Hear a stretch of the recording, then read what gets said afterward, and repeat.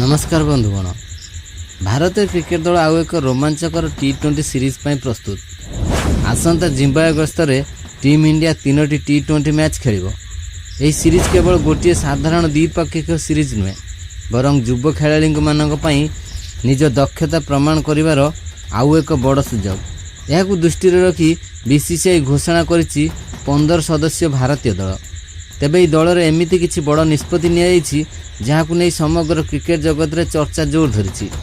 संजू सैमसन दल में नहांती जेतेबेले वैभव सूर्यवंशी समेत किसी युव खेलाड़ी को बड़ सुजोग मिली। तेबे संपूर्ण दल में केउ केउ खेलाड़ी अछंती, किए हेबे प्लेइंग 11 एवं कहीं स्क्वाड एत चर्चार रही सबकिछि जानापी वीडियो को शेष पर्यंत निश्चय देखंतु। दर्शक बंधु, सबुठारु प्रथमे कथा हेबा अधिनायकों विषय।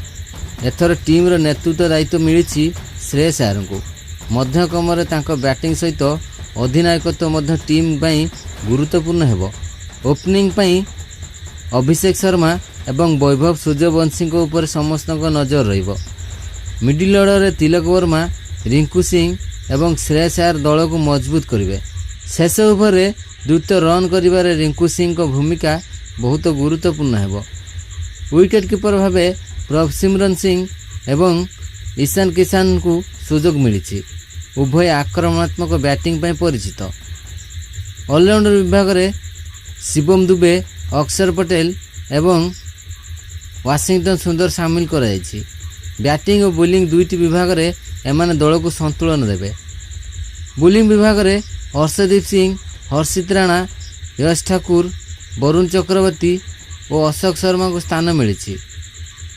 एसहित मयंक यादव को यह दल में सामिल कराई। नुआ बॉल ठार डेथ ओवर पर्यंत यह बोलिंग आक्रमण भल प्रदर्शन करें। यह दल में सबुठारु बड़ चर्चार विषय होउची संजू सैमसन को अनुपस्थिति। तांको स्थान में युव खेलाड़ी मानक सुजोग दिया। यह देखा जे टीम मैनेजमेंट आगामी दिन पर नुआ खेलाड़ी को प्रस्तुत करने को चाहूँगी।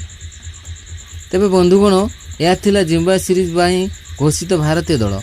आपणक मतर यह दल में आउ केउ खेलाड़ी को सुजोग मिलवा उचित थिला कमेंट कर निश्चय जनातु। वीडियो भल लगिले गोटे लाइक करंतु, चैनल को सब्सक्राइब करंतु एवं बेल आइकन को प्रेस कर दियंतु।